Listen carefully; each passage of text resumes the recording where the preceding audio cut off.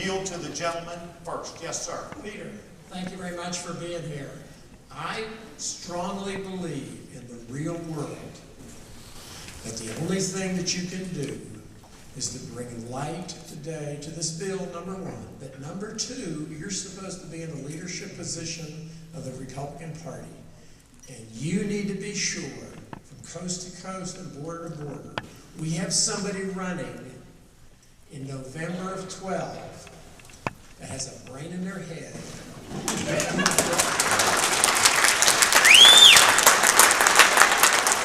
Who can speak without a monitor. Now this really falls on your shoulders, sir. You're in leadership. You can go back into the back rooms and tell somebody, you're not running for president. You're not running for this because you are not qualified. Thank you. Thank you, sir. Two caveats to that. Number one would be, there will be an election this November. That's your first opportunity. We are struggling in Washington. It's up to you to decide the direction again. You now know where we're headed. Secondly, I trust the American people to recognize that there's a lot at stake in 12, and I trust them to also do their job also. A gentlelady is recognized. Thank you for being here tonight. Yes, ma'am. Thank you for helping to postpone this horrible bill that is now law. It is one of tyranny and the end of American freedom, but hopefully this will get repealed and replaced. Two questions to you first. One, will you monitor on your website to the people in your district and who else is interested the progress of the lawsuit which Texas joined in, letting us know the status, because when I called Greg Abbott's office, they can't tell me anything. But you're in a seat of power where you have inside information and can get it back to us. And if we have to, we'll come up there as American citizens and let our voice be known. Number two, I am concerned with the president that we now have and his agenda that he has, that Americans may not have the opportunity to vote as they would see fit in November, because he wants to push immigration reform. He wants to put prisoners so that they can vote. Basically, bottom line, he wants to outnumber us. And if he gets it through with a crooked Congress that we have now, we don't have a prayer except to be on our knees and ask for God's intervention.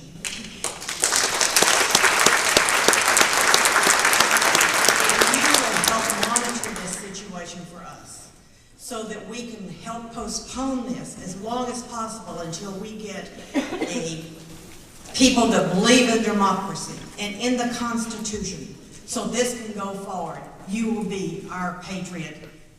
Keep going. Thank you very much. I would say to the gentlewoman that I will do my best. You and I recognize that I believe that there is standing with the states, because the states for all these years have been responsible for health care. This is a taking from them, as well as an onerous responsibility that will be placed upon states that they had no say in. And so this is changing the obligation.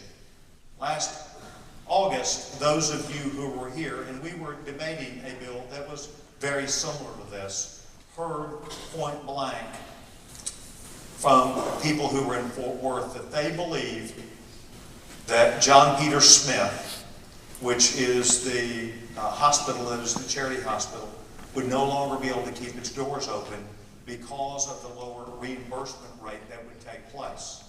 I will tell you that this is part of the bill that's not been talked about, but that even Arnold Schwarzenegger, who engaged in trying to get his members of Congress to understand that it would transfer about $5 billion a year expectation upon the people of California at a time they're bankrupt. I will tell you, it is a non-sustainable area. We will continue to update you. We'll continue to move forward. And we will make sure that you know the facts of the case, and I appreciate your feedback. I think the gentleman's recognized. You know, Pete, you know, when I go out to buy something, I look at price, quality, and the prompt or delayed delivery of the product. And I think, frankly, most of us in the room look at this, whether we're buying a TV set or a car, whatever. When do you think Medicare might be amended to allow people who want to pay for higher quality and prompter service to pay the extra for these attributes? That's a very good question. I would like to defer, if I can, to either Dr. Gill or Dr. Monk, because there were the provision that was in the 97 balanced budget amendment that said that a patient, a physician, could not charge more than 15% above the Medicare reimbursement, meaning that as the reimbursement fell, it would place pressure from the BBA. John, yeah, do you want to talk about that? Am I on here? Yes. Yeah. Okay. Well, we call that in our world balanced billing. And, you know, you bring up a very good point because that's the way people shop is price and quality and service and so forth. And we are not afraid of that. I mean, I'm happy to post my prices and give my quality indicators and so forth. I think most physicians are not afraid of that. And what the federal government, you know, it's one thing for them to say, you know, we will pay X amount for this procedure. That's probably okay. But what they've also said is we will pay X amount for this procedure, and you, doctor, cannot charge any more than that or nor less than that for that procedure. So what they could say is, all right, we're gonna pay X for this procedure, and then you and the patient can work out the rest. I may decide to do it for less or more or whatever, but then it becomes a doctor and a patient decision, and I think it would help your access. It would also help these guys' problem with this SGR fix, the doc fix that you hear about every year that is looming over our heads, as Dr. Monk pointed out to us. I mean, I agree with you. Can you hear me? Yeah. I agree with Dr. Gill. I charge the same rate for cardiac anesthesia to everyone that comes in the door, and Medicare tells me what I can charge, and it pays me 80% of what they tell me they're going to pay me.